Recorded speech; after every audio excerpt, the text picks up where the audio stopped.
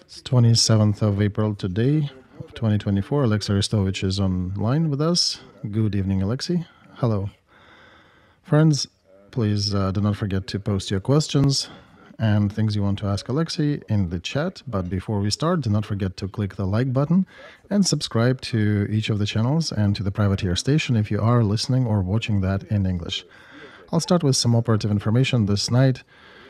Russians used 34 air, sea, and land-based missiles, among them Kinzhals, S-300s, X-59s. I think everything else they had was flying at us tonight, except for Shahed's UAVs probably. Do you think they are using this window while we're waiting for additional missiles for air defense systems? And they're trying to capitalize on this gap in our defense, or is it just a standard activity? I think it's a planned activity on their side, and they were hitting the west of Ukraine, the power transmitting and power generating stations, so it looks like a very planned activity on their behalf. They're destroying our generation capabilities. Do we have enough means to defend it? Well, given that we've shot some of these missiles down, we do have some means to defend it. And now, according to the American Ukraine aid bill, we'll get more, and Europeans are trying, so it's not too bad. The problem is that we're not getting new generation capabilities, especially with the maneuvering aspect of transfer of electricity, because our nuclear power stations, they provide a lot of energy output, but in the evening peaks when people come home and turn all the electric appliances, this is very good to, it's a good niche market for coal and other powered electric stations, hydro stations, and it's very poor proposition to use nuclear stations for that. It's difficult to speed them up and slow them down, the nuclear stations.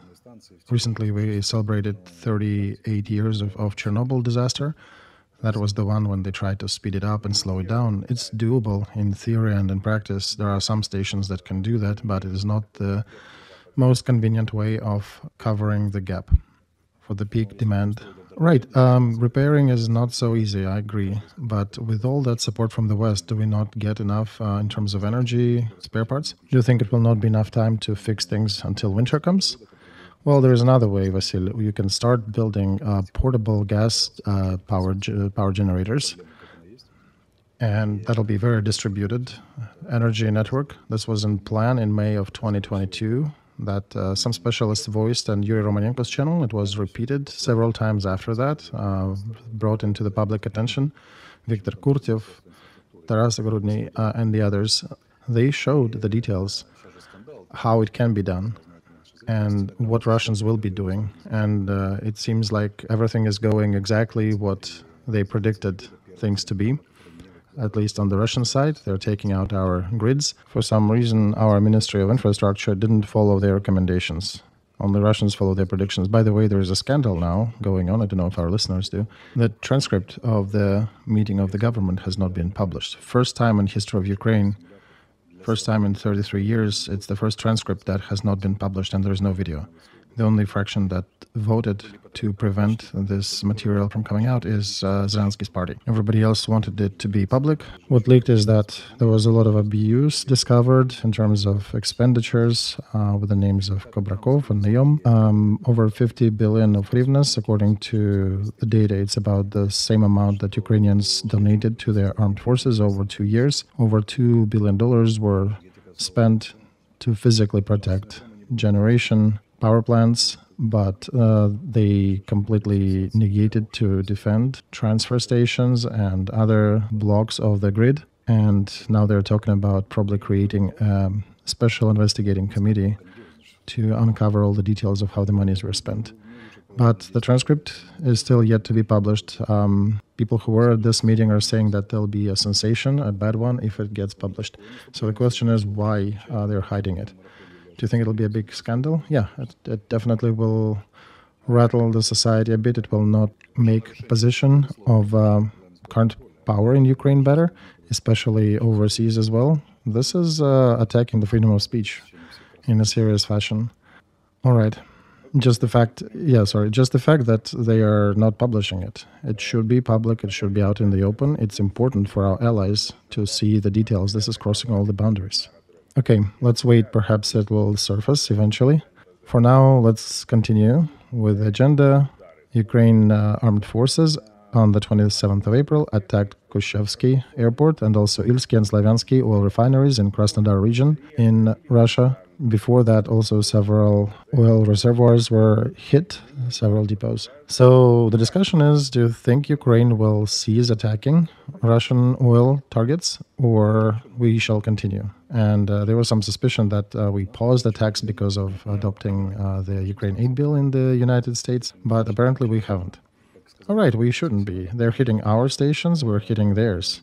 As one American senator said back, or congressman, when the representative of Minister of Defense on a live stream was saying why Ukraine should not be hitting Russian oil refineries, one of the representatives asked a question to the spokesperson of Minister of Defense: how are you going to win the war when you cannot hit back, when your foe bombs you but you cannot hit back? So it's good that these questions are being brought up on the level of Congress and Senate in the United States.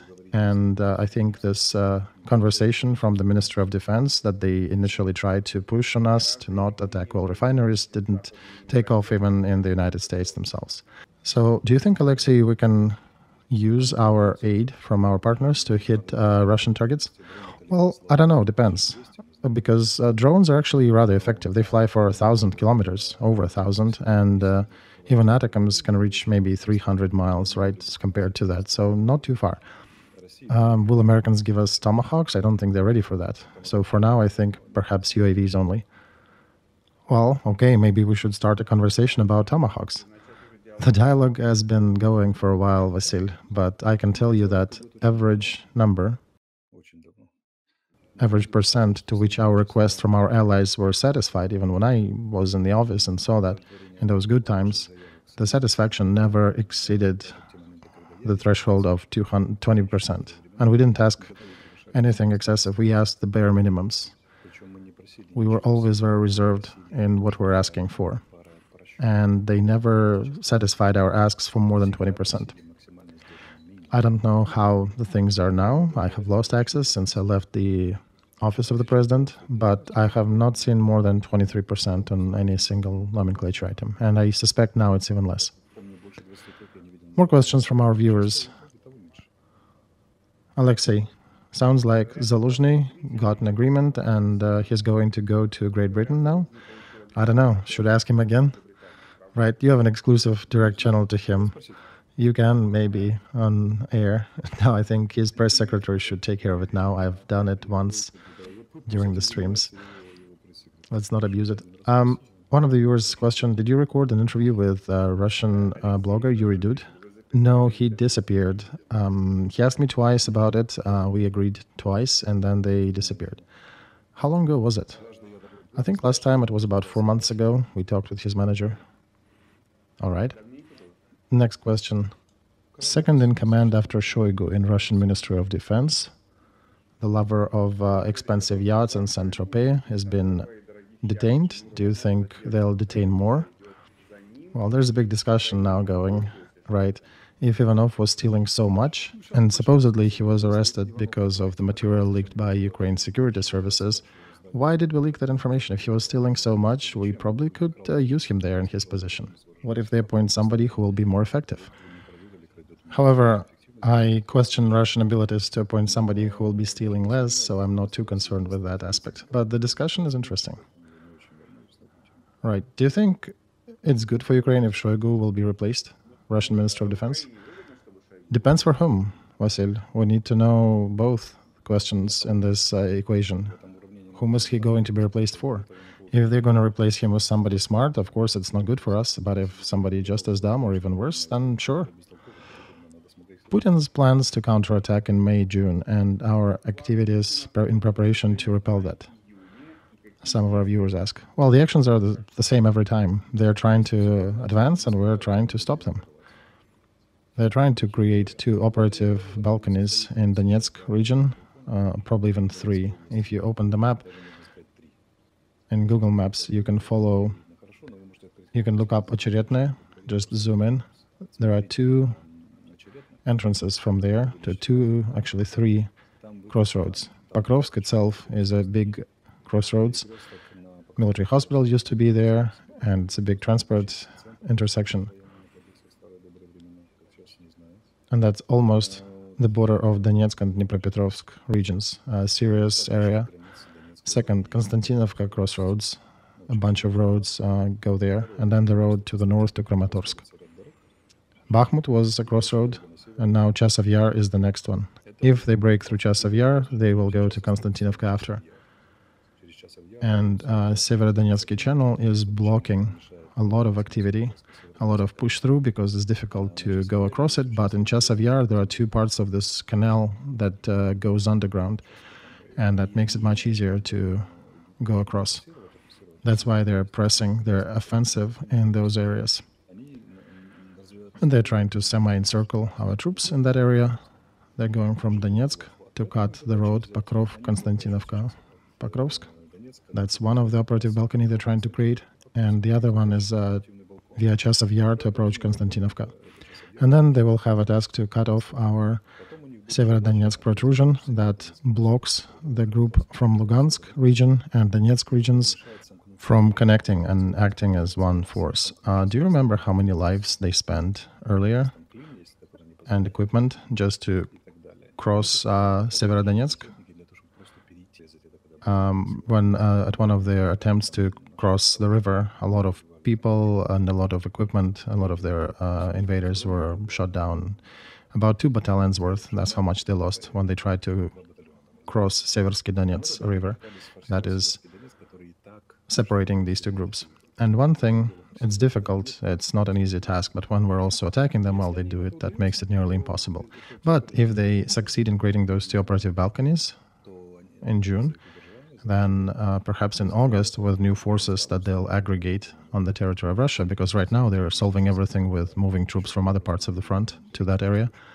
So in September, October, November, they'll try to solve the task of approaching Kramatorsk and Slavyansk and taking them, or at least encircling them, and maybe Kupiansk as well. That's their goal. They'll be closing the pincers from the north and the east, and their goal is to encircle Slavyansk and Kramatorsk, and or go to peace negotiations after from the position of force, when Donetsk and Lugansk districts are almost entirely occupied by them, or prepare conditions for future fighting to capture Slavyansk and Kramatorsk, and that would be a further out proposition. That would take a while. Why so? Because if they succeed in moving that far, then Zaporozhye front that we're holding in the south gets the enemy way in their back, and we basically weaken the southern front, and they also weaken the northern front as well if they go that far. If they had forces now, they would have gone to Pokrovsk. They're kind of starting that movement towards Kurakhova, an attempt to cut off this balcony from Volnovaha to and Mikhailovskaya, which is the same role as Severodonetsk balcony. So it's kind of a pincer movement on both sides. They're seeing that. The problem is they don't have enough capacity to organize these operations. Just a little while ago, half a year ago, they were trying to conduct these active actions on 7 parts of the front. Now they're doing it on maybe 2.5. So we've halved their capability to carry it out. So for now, they're aggregating more troops, trying to create some additional advantage locally by moving troops from other parts of the front, but they're not too successful yet. Are we preparing for that new counteroffensive? Of course. First of all, we understand that. Second, we are digging in. And President announced that we'll be creating a new brigade, so mobilization as well, right? We got Ukraine aid bill approved in the US. So my prognosis is that Russians will have some partial success. They might take Toretsk, Chasov Yar maybe.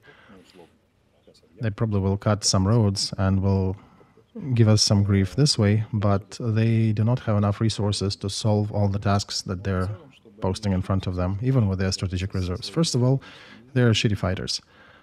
Second, they will be getting smashed with that aid that's coming from US, and there'll be also a bigger package coming from Europe that'll help us. And the third is mobilization. We'll refit our troops soon. Because right now they're catching us because we are in the lowest phase of the chart of supplies, right? We've been fighting for 5 months without anything from the United States. And we also do not have enough personnel. We have 2 people where it should be 10. And 25 people could be holding a line of about 1.5 miles of a front.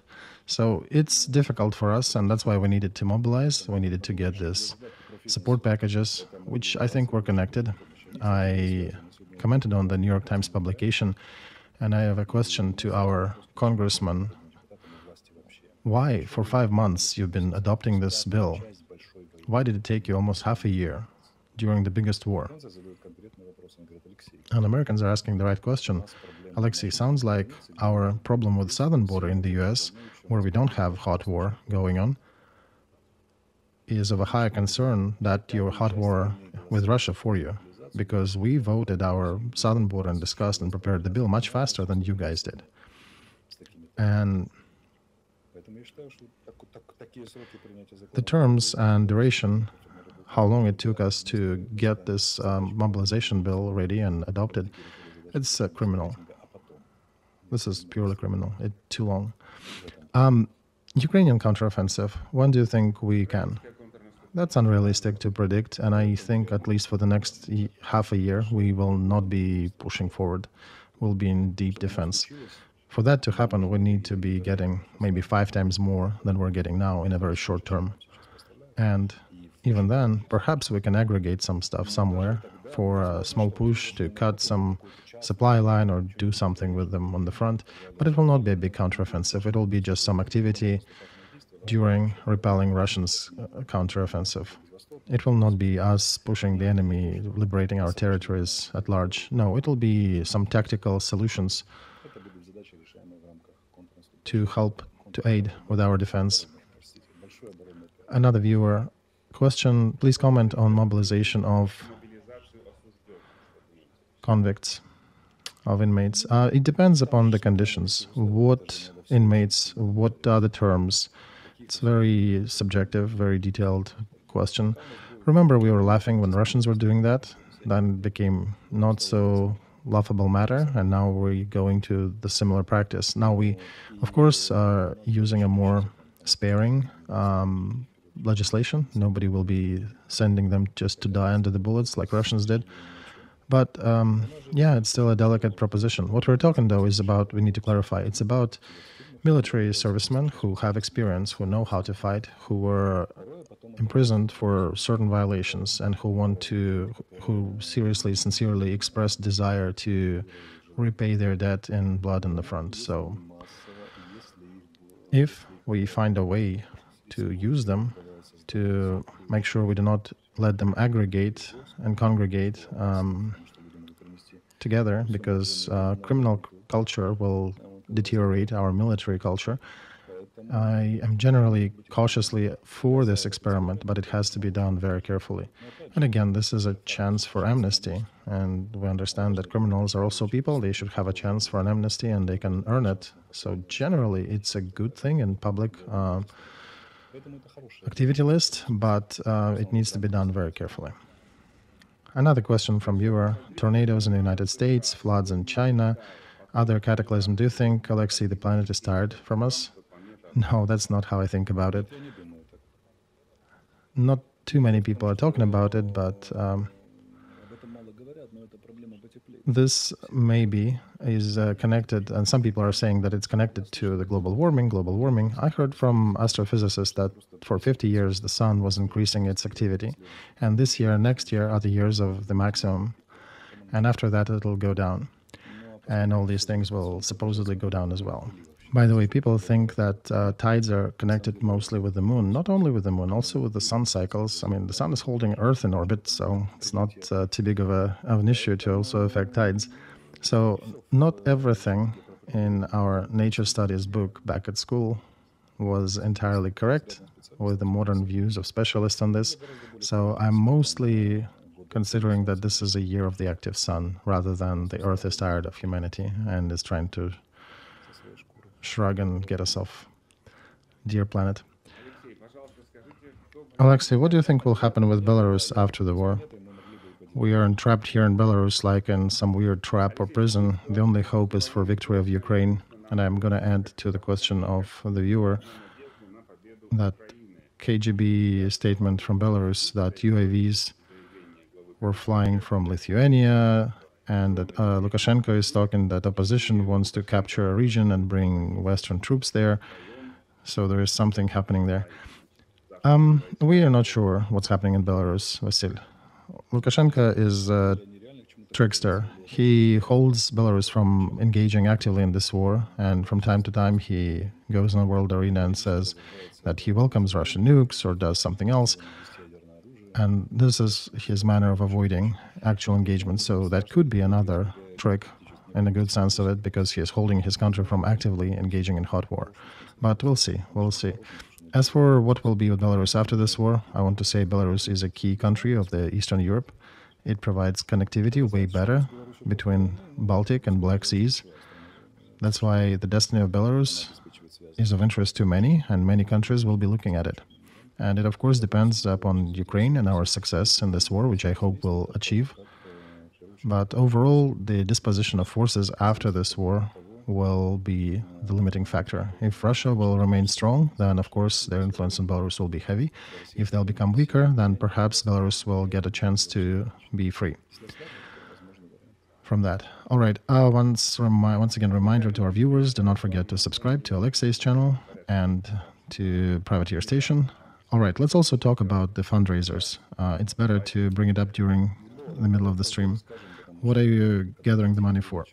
I actually have a pause. Today this morning we closed the fundraiser for 63rd and haven't reopened a new one yet. All right, I'm gathering for Mavics for the 8th Detachment of Special Forces. Special Services, they're fighting in one of the key directions that we discussed today. And as we understand, Mavics, they provide for the eyes on the battlefield and lives of the soldiers and success. And if they don't have it, everything becomes much harder, especially for the specific tasks that special services carry out on the front. We've already gathered 268 out of 450,000. We've closed even bigger fundraisers during the stream, so please support our troops. Once again, Armed Forces of Ukraine is the only thing that stands between the reality where we are and where we are no more. Only them. So helping them, we are paying for our future and for the future of our children and grandchildren. All right, on my side, dear friends, I absolutely would love helping you to close your fundraiser. The only condition I have is I need to verify that you are real troops of real detachments. And I want to say here, Vasil, we have about 60 appeals from different detachments, and we manually check each and every one of them. That's for those who want to verify how real are these asks. We have several people dedicated to the checks. We reach out to them, get confirmations, document everything, get some documents and verifications. And only then we add that to our queue. Fantastic. Alexey, another question from our viewer. What will you do with the outdated travel or foreign passport that you have? Well, I can assure you my passport, it'll take it a while to get outdated. I just got it recently. It has a lot of years to run. And by that time, situation will probably change so much that you will have the delight or perhaps the horror of seeing me back on our beloved Ukraine. By the way, for those who doesn't know, I want to say to our viewers that each passport it has a shelf life of about 10 years. Right, so I have a very new one, Vasil. Great. Is there a media resource, one of the viewers asks, that represents the amount of aid received by Ukraine from different countries that could be used as a great catalyst to allow different countries and organizations to compete in providing help to Ukraine? How does it happen that at the beginning everybody were trying to help and now they're cooling down? Well, first of all, not everybody cooled down, right? The United States just passed the bill. Europe is trying real hard. If not the quantity, the quality is definitely increasing of things coming from Europe. And in perspective, it is going to increase as well. And I think the countries that donate means they publish some materials. Rammstein sessions probably have some materials published. So you probably just Google the web and see if you can find it. It's not too big of a mystery because these packages are being reported. At least the open part is definitely reported. But overall, you can aggregate this data and see who's where. Why is Alexei forgetting about a part of Donbass that is pro-Ukrainian and has not been occupied until the 24th of February? What do you mean I'm forgetting? That I'm not mentioning? Well, there is a lot of things I'm not mentioning. If you notice, I'm not hosting the streams. I'm not doing a mono stream. I'm just answering the questions that you guys sent to me. So ask me about that region and I'll answer. All right. Is there a probability for Ukraine to acquire a nuclear shield, and is there a sense in it? I think there could be a sense to do that, but I think the West will be seriously against it. They'll be afraid of that escalation. But, we are the ones who are hitting Russian oil refineries despite what the West thinks, so they can ask the question, what are you going to do with these nukes if we'll not be able to control you? Russia will be against it for sure, and our Western allies will probably be against it as well. But would you agree that nukes would be a serious deterrent? Definitely, that would be a serious factor. And it's much better to have nuclear deterrent on your side than waiting for a parliament of some country that is making a decision whether to save you or to abandon you completely. So it's nice to be able to provide for your own security in accordance with 25th article of United Nations that states the country itself, without having to rely on allies or other sources, should be able to provide for its security. So generally one can say this would be fulfillment of 25th article of United Nations, but we know the condition UN is. But again, these moves, they happen when the country is becoming more independent, mostly at least independent. We are totally, however, dependent on our allies, and if we'll be doing something they absolutely don't like, they will start showing us that they can twist the spigot and change the amount of support they're giving us. All right, then the next question. Alexey, have you watched the movie by Maria Pevchikh, Traitors, that Navalny group recently released? No, I haven't. I unfortunately am moving too much and I don't have time to do that. Another question to Alexey. Do you think the bridge in Crimea will be destroyed this summer? I don't know, Vasil, if that's a question to me. It should be asked with those people who are announcing that it will be destroyed.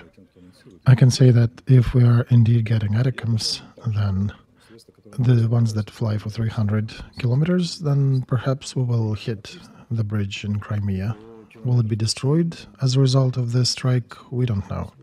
This is one of the strongest air defense areas that Russia has. They're covering as much as they can with all the measures and tools they have.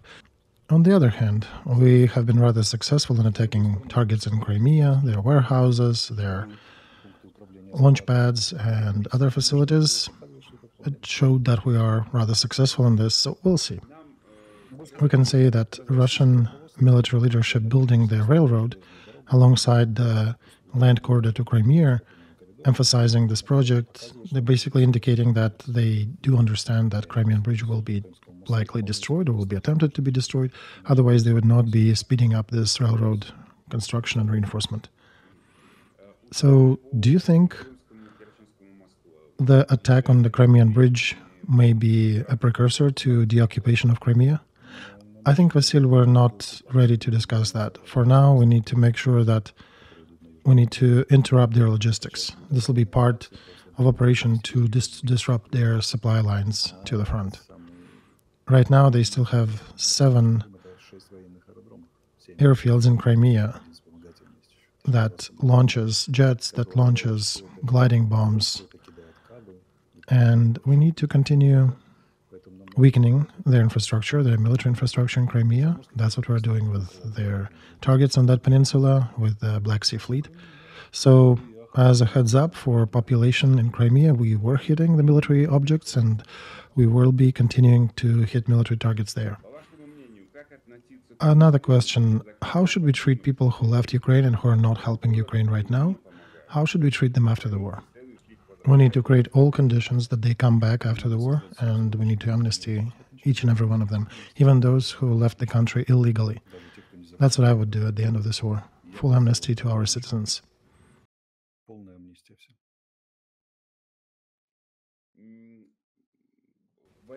Do you think this will cause layering of society? That some parts of society will be better than others? I think we're already facing this problem, and amnesty will be a way to resolve it. Heroes need to be elevated. Those who fought, those who worked, those who remained here. But these others should not be downgraded, because that's what we're doing right now, and I think this will cause a lot of serious issues in the society, a lot of layers artificially created. Government and federal policy should not be based on a desire to downgrade somebody, because at the end of it, any of us will be able to be added at some time, at some moment in time, to that second lower grade group. And now we do have a matter of how do we treat people, how do we help the wounded, how do we pay those who lost their fathers. And inside of any category that you will devise one way or another, there will be additional subcategories. Among heroes, you'll have more heroic, less heroic. Among wounded, you'll have more wounded, less wounded. We just should not go there. We should not open this Pandora box. People will know who stayed and who fled, who came back to Ukraine and who ran in the other direction. Everybody will get their judgment. But demographic problem in Ukraine is so colossal that we cannot afford to waste our people. When we're not even talking in moral categories. Just if we choose to stay in categories of complete Machiavellism, it is silly proposition to push our citizens outside when we are dying to have more citizens in. When I hear people screaming that we should denounce their citizenship, well, have you thought it through? Do you understand that we will not hold the territory? Not even talking about them fighting, just if they're not back, if they're not working here. We're critically interested in everybody coming back. This is a critical matter of our security, not even morality or anything. It is a national security question. What about providing consular services overseas? How would we address that? Right now, I would try to find a resource to increase our capability 2 or 3-fold in our embassies. Because even before that announcement, when we stopped servicing people who left the country and who could be drafted otherwise, we already had huge lines there. And now we have mothers of kids who are 16 years old, for example, or somebody who wants to restore their passport. This is horrible. This is abuse of millions of our citizens. This is a catastrophic decision. We cannot afford to be doing that. This seriously surprised not only 10 million of Ukrainians who live overseas now. The main question within Ukrainian diaspora now is how to get rid of Ukrainian citizenship and how do you get citizenship of a different country. Why there's no reaction in Europe? Well, there is reaction. Polish Minister of Defense said that we will help everybody in Ukraine who wants to leave Ukraine and stay in Poland. Even if your drafting age will help you to stay. People are saying the quotation was not accurate. He said we will consider all possible ways, and the publication commented on this or chose to translate it this way. But, Vasil, in this case, this is again very much against the rights of human, the rights of person according to EU. And anybody of our citizens who will file a suit in the European court will win. Germany already said that we'll not give up anybody. We won't even disclose who's here. And if you're stuck in Germany without Ukrainian passport, we will give you a grey passport. There is such a passport for the person without citizenship. You can put any visa into this passport. You live a normal life. You can travel with it. That's what you can do, and that's an option when your country decided to denounce your citizenship. By the way, there was a first statement from Poland. They will not deport Ukrainian citizens. According to Polish Minister of Internal Affairs Chervinsky, Ukrainians with expired passports will be eligible for proper protection like any other Ukrainian refugees. Right, because these are the laws of EU, the laws of society where the value of person is one of the highest values and definitely higher than in Ukraine. So what the task do you think the Ukrainian government was trying to solve by limiting consular services? Nobody can fully understand. I don't know if they really thought that because of this, men will go back to Ukraine and join the military, that they'll be gladly doing it to the system that just spat in their face.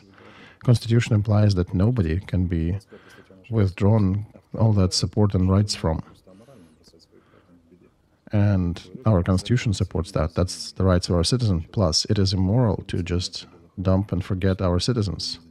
Outside of the homeland, the citizen is vulnerable. Regardless of why he or she is there, they are not at home. And yes, Europeans have done a lot to help Ukrainians, but when our government says, well, we will not be helping you, this is a catastrophe in my view.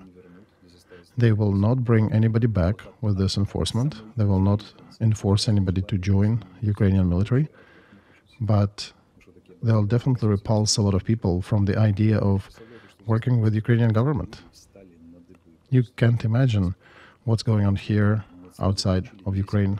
Ukrainian diaspora is completely at war with this, at uproar. They immediately turned into 10 million people against Zelensky's government. Who decided to do that? I'm at a loss. I'm not even talking about ideological component when they start pumping in via pro-government telegram channels that everybody overseas are people of the second grade. The real heroes are inside the Ukraine. And I always want to ask, Makarova Oksana, who is our ambassador in the United States, she's also a person of a second grade? She's not in Ukraine? Oh, she's an ambassador. All right.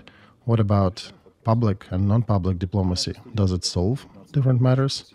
Do you think our students will be delighted to work with Ukrainian government and be Ukrainian citizens? Now we can see the phone call from 2019 that's making circles around the web when he called the drafting point asking, hey, how can I extend my passport?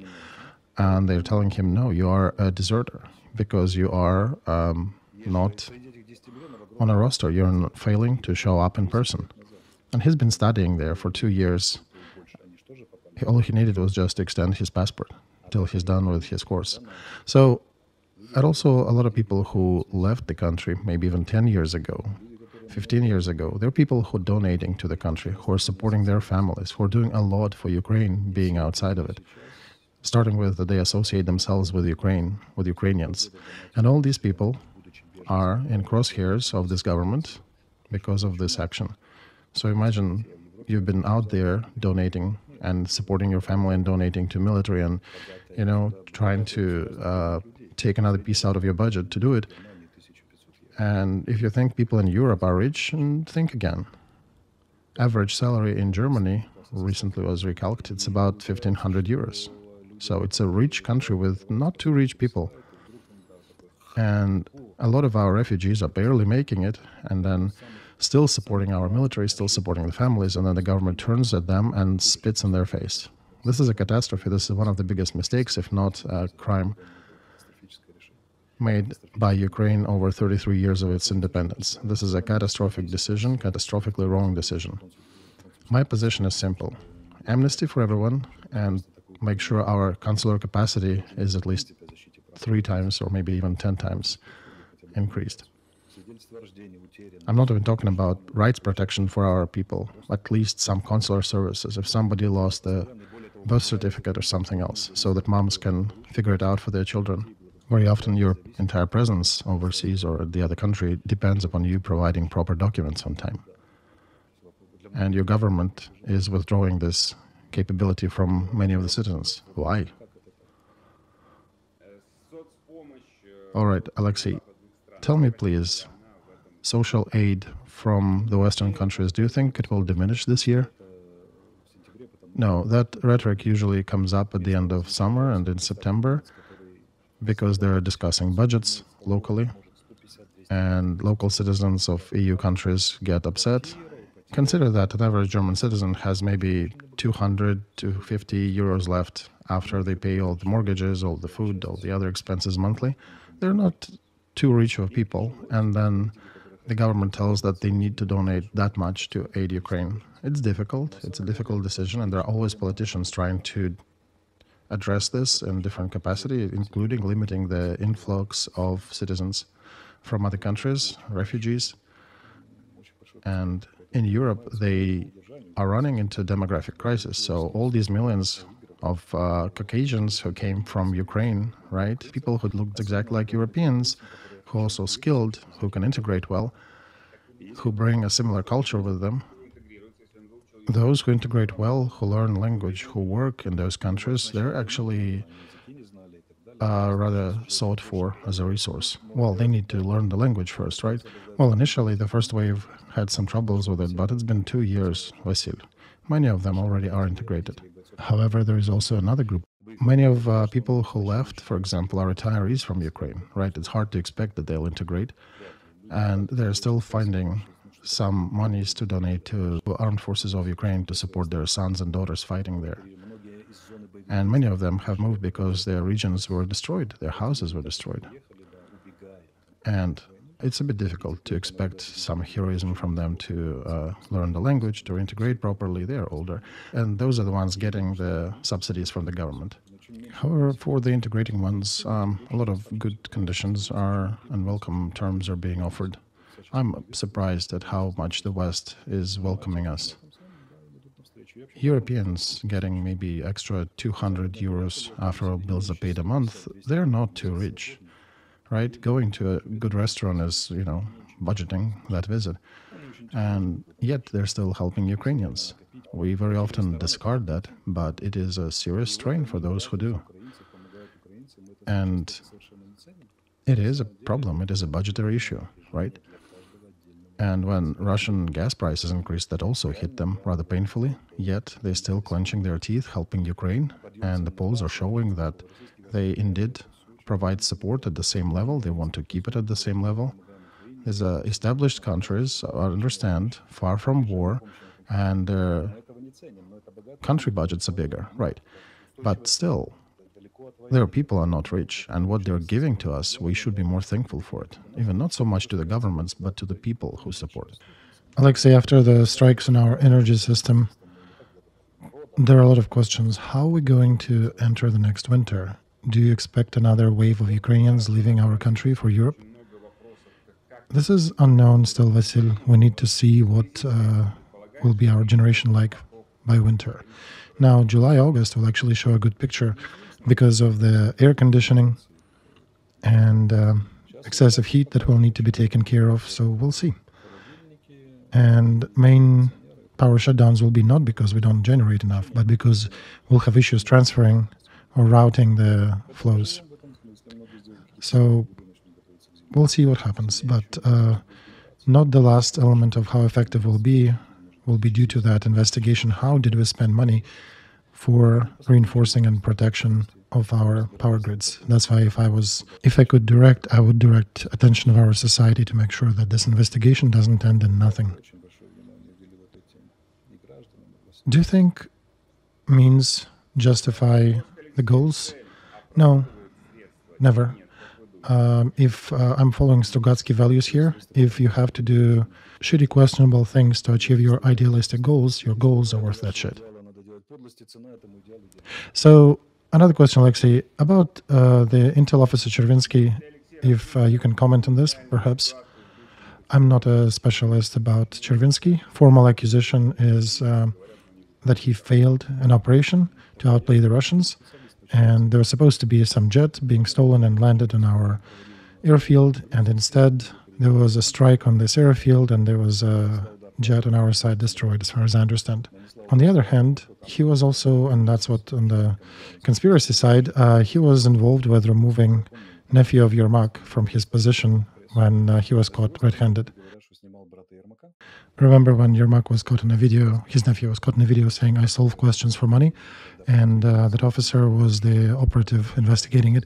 So there is a pushback saying that this may be a revenge of power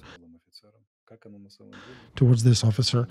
I cannot take one side over the other, and I can possibly see that both things have some truth in them, that he actually did remove Yermak's brother, and he also failed this operation recently. Alexey, could you also hint at us what secret package did Europe prepare for us in autumn? Could you please clarify, Vasil, what do you mean by secret? Maybe I think they're talking about some package that you mentioned before.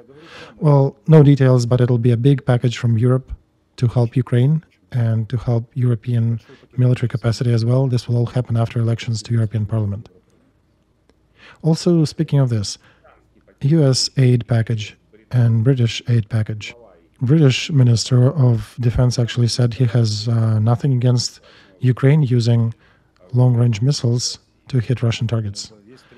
Right, Vasil, there are different points of view. There is European view, there is American view, and British view. And Brits are the most straightforward. They're saying, yeah, use whatever you need to hit whatever you need.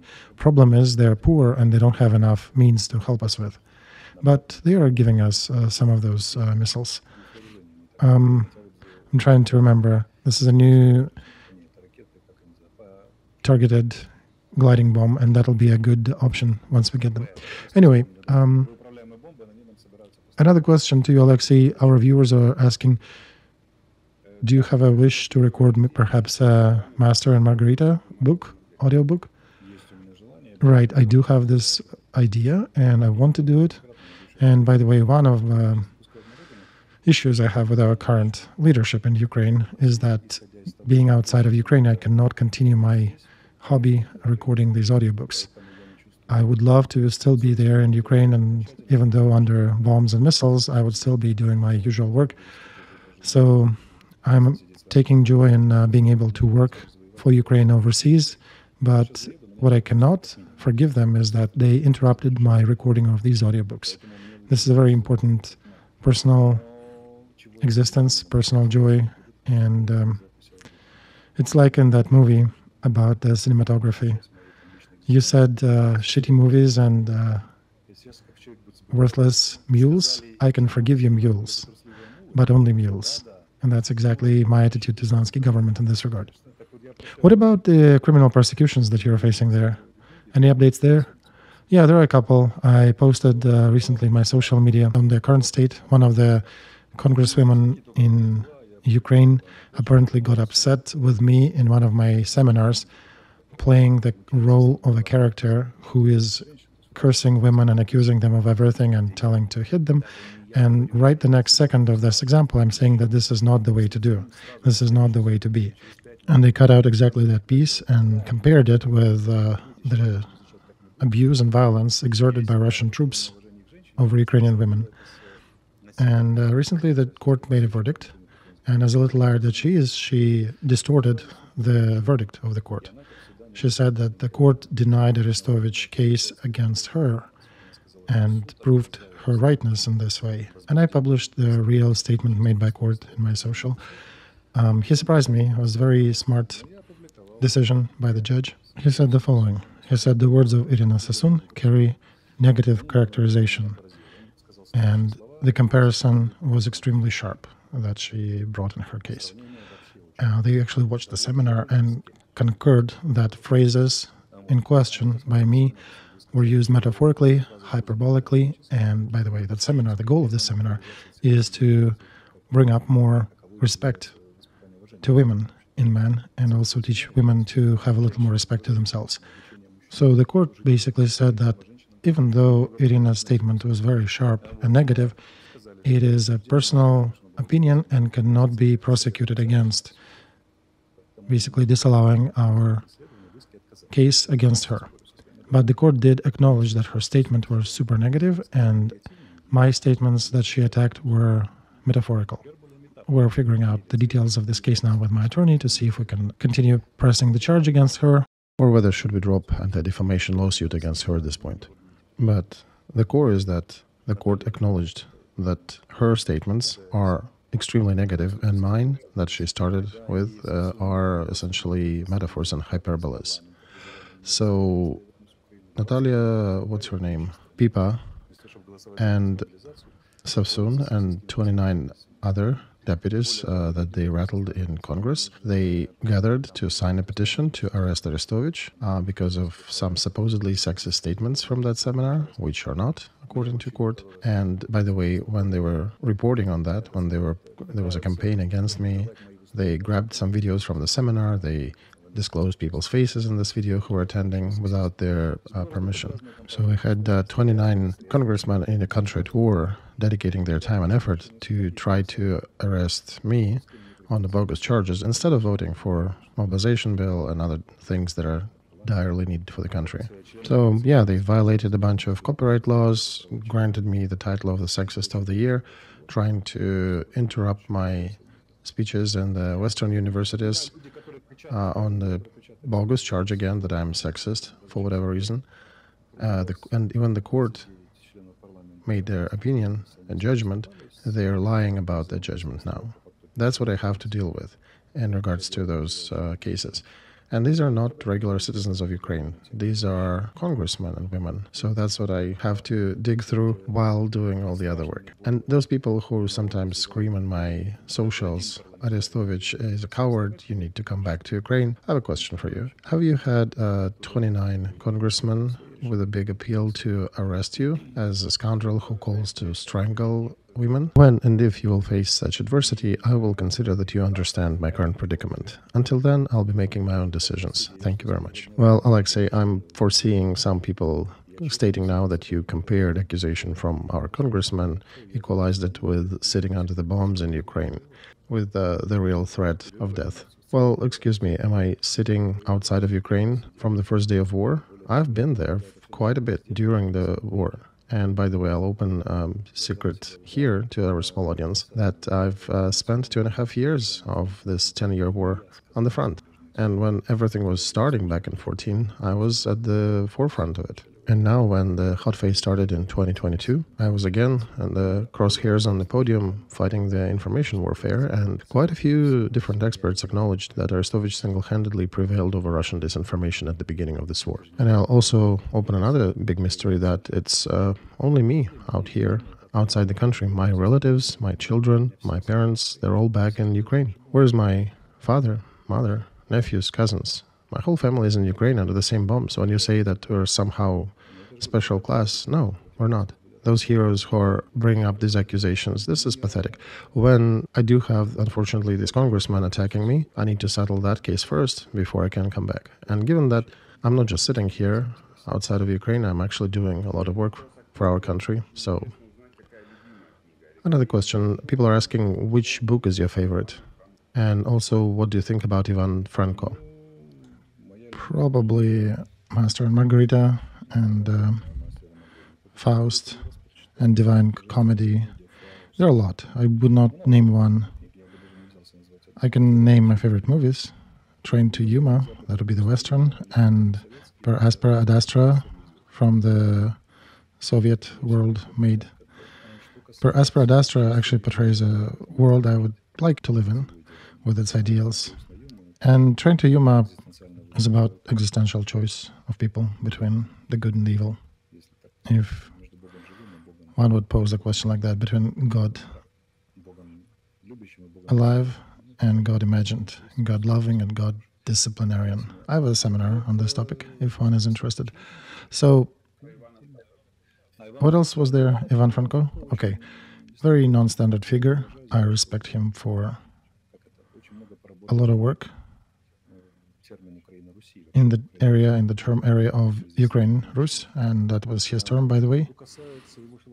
And as for his philosophic and literature works, there are different opinions. I've heard ones from very unique author, very unique approach, to a very provincial, very small scope. But he's the founder of Ukrainian children's fairy tale genre. He has a lot of other achievements, and I would suggest specialists can chime in on this, or each of us can make our own decision. Do we like him, do we not? A few more words about aid coming from overseas. In the Ukraine aid bill, there is a mechanism that implies a quick credit forgiveness, and Yermak recently explained, and I'm quoting, that our presidents, US and Ukraine, need to agree on the way to return, to repay these monies, and indeed, according to this document, to this bill, US president has a mechanism to forgive part of this debt. So right after the document will be signed by the president, our team will start working with our US partners and will find a solution that will be acceptable for Ukraine, said Yermak.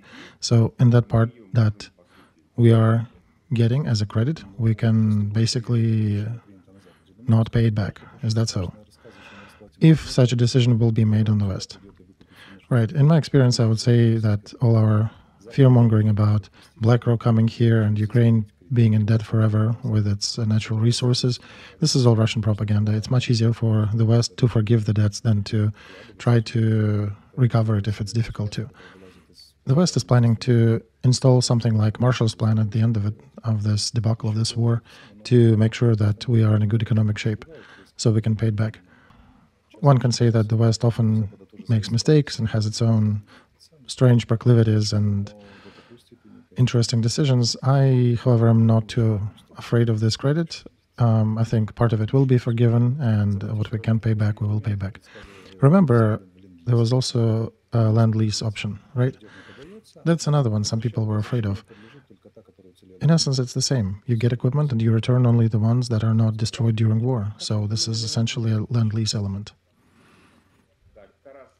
Taras is asking, Vasil, where do you take the questions from? I would describe it quickly that on my channel, I'm usually putting a big announcement of the speaker, a big picture of a pretty-looking, in this case, Alexey, and I'm putting down a question there at the bottom. Please write your questions and comments to this for this stream. So usually I have about 200, at least. Some people writing words of gratitude, others curse him 7 ways to Sunday, and a third group writes questions that usually we use during our streams.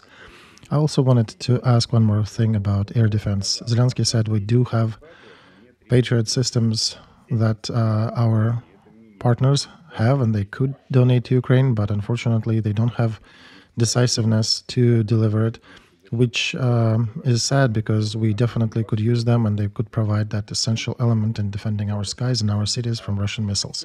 Do you think our allies will find 7 or 8 Patriot systems for Ukraine?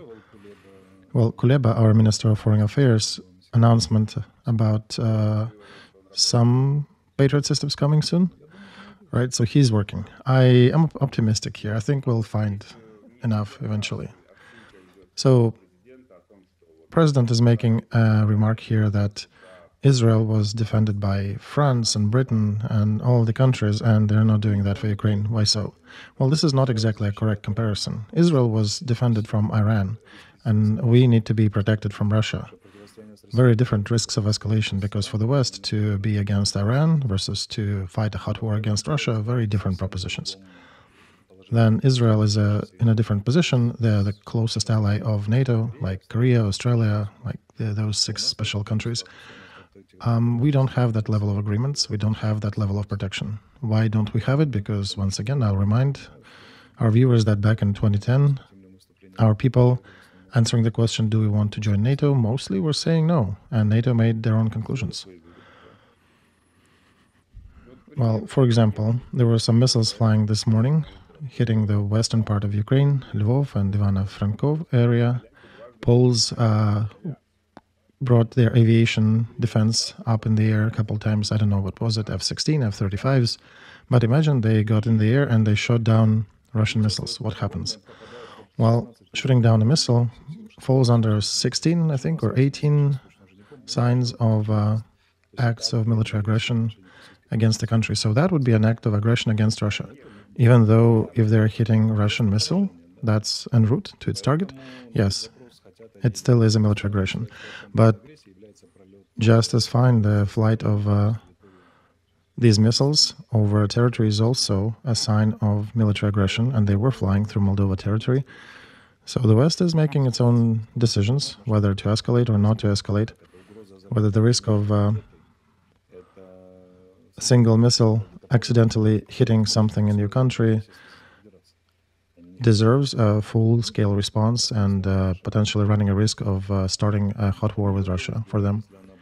So they're ready to shoot it down if it's really going to shoot an object on the Western territory. But as long as it flies near the border or isn't going into any specific target, they're choosing a different strategy. You can not happy with it, but that's their choice. So about China, Scholz was there recently, Blinken was there, Putin is going to go there soon. Do you think the West can change Chinese vector of support to Russia to perhaps a vector to support Ukraine, or at least not to interfere? Yeah, I don't think they'll be able to sway China to support Ukraine, but I think at least they can affect their relations with Russia.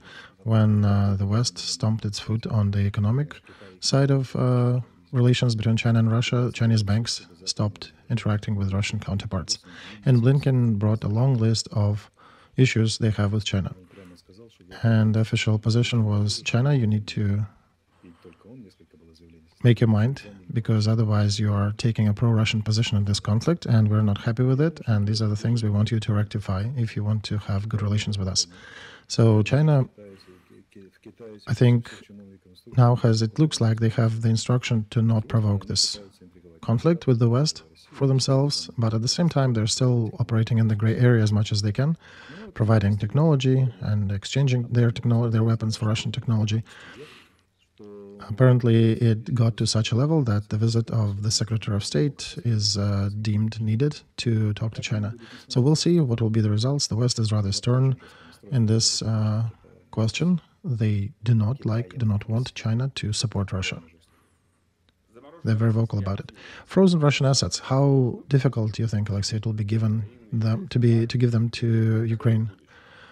I think it will be used as a resource, and I think Russia has already mentally said goodbye to those 300 billions.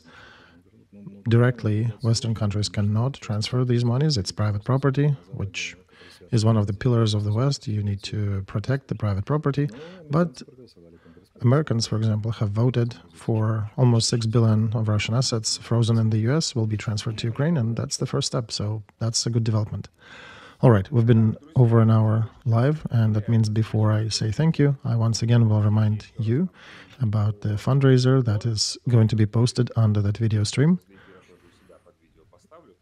Alexey, please send me the link. So let's support our armed forces, and do not forget to subscribe to Alexey's channel, to our channel, and if you're watching or listening in English, do that to Privateer Station. Do not forget to click that like button.